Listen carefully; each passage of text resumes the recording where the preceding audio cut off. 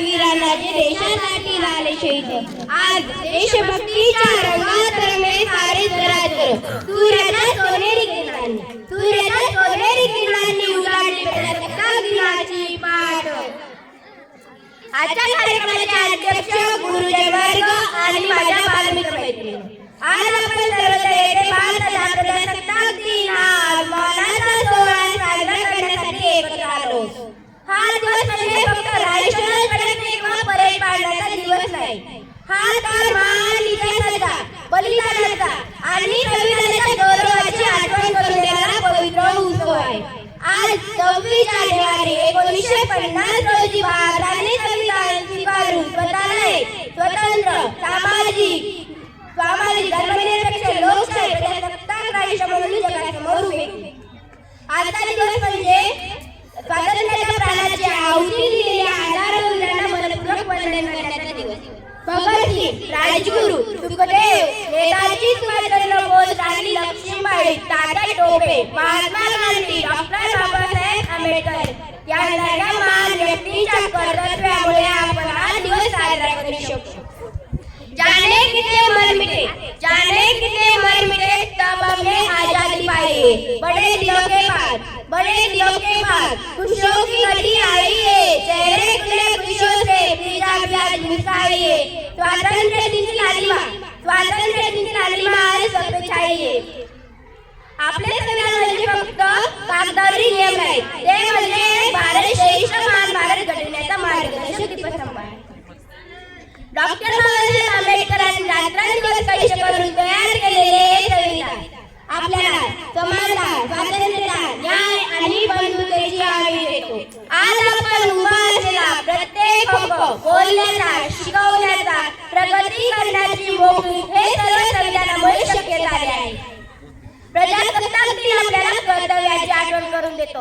हक्क मिळाले आहेत पण कर्तव्य निभावली तर देश महान बनतो. देशभक्ती म्हणजे फक्त घोषणाबाजी नाही, ती आहे प्रामाणिकपणा, स्वच्छता आणि पर्यावरणाची काळजी, इतरांच्या हक्कांचा आदर आणि देशाच्या विकासात स्वतःचा हातभार लावते. प्रत्येक नागरिकाने जबाबदारी स्वीकारली तर भारताची प्रगती कोणीही थांबवू शकत नाही.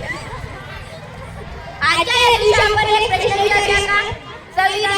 संविधानाने दिलेल्या स्वातंत्र्याचा आपण किती सन्मान करत आहोत? देशाच्या प्रगतीत आपले किती योगदान आहे? आपण किती यशस्वी आहोत? आपल्याला श्रीष्मान भगतसिंग यांच्यासारखे वीर लाभले आहेत. ज्या वयात ते खेळायला शिकायचे त्या वयात श्रीष्मानाने छातीवर गोळ्या दिल्या परंतु तिरंगा दुखला नाही. भगतसिंग यांनी 23 वर्षी फासावर लावून एक स्वातंत्र्याची भूमिका निभावली. स्वातंत्र्य म्हणजे काही करण्याची सूट नाही हे सांगणाऱ्या दादाच्या चित्राची गोष्ट आजच्या परिस्थितीला तंतोतंत लागू पडते. एका मोठ्या दादाने प्रवास केला. एका प्रवाशाने आपल्या बसण्याच्या जागेखाली चित्र काढण्यास सुरू केले. त्याला लोकांनी विचारले काय करायचे तेव्हा त्या प्रवाशाने उलटपणे म्हणाले, मी माझ्यासाठी काही करेल, ते माझे स्वातंत्र्य आहे. पण त्या माणसाला हे कळलं नाही. जाल झालं तर तो एकटा नाही तर संपूर्ण देश होणार म्हणजे संपूर्ण देश.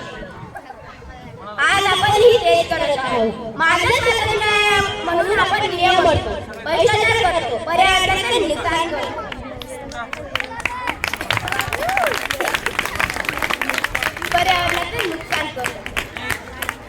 आपण की आपण चित्र पाडत आहोत. जर प्रत्येक गाव, शाळा, प्रत्येक घरात प्रामाणिकपणा, शिक्षण आणि एकोपा वाढला तर भारताची प्रगती कोणीही थांबवू शकत नाही. आपण देशाला हिंसामुक्त, भ्रष्टाचारमुक्त, भेदभावमुक्त आणि हिंसामुक्त बनवू शकतो. एका जंगलाला दुसऱ्या सर्व प्राणी इकडे जागवू शकतो. हत्ती यांसारखे मोठे प्राणी फक्त लागू पाहतो. पण एक छोटीशी चिमणी आपल्या तोची डोळ्याच्या तळापाशी राहायची आणि आपल्या तोची एक थेंब पाणी भरायची आणि त्या आगीवर टाकायची. हे पाहून एक कोल्हा म्हणाला, हे चिमणे तुझ्या एका थेंबाने एवढी मोठी आग कशी विझणार? तेव्हा चिमणीने दिलेले उत्तर आज आपल्या सर्वांसाठी खूप महत्त्वाचे आहे. चिमणी म्हणाली, बोला दादा, मला माहित आहे माझ्या एका प्रेमाने एवढी मोठी आग विझणार नाही, पण जेव्हा या जंगलाचा इतिहास नाही गेला नाही ना, तेव्हा माझं नाव आग लावणाऱ्याच नसेल किंवा तमाशा पाहणाऱ्याच नसेल, तर माझे नाव आग विझवणाऱ्याच्याच गटात आहे.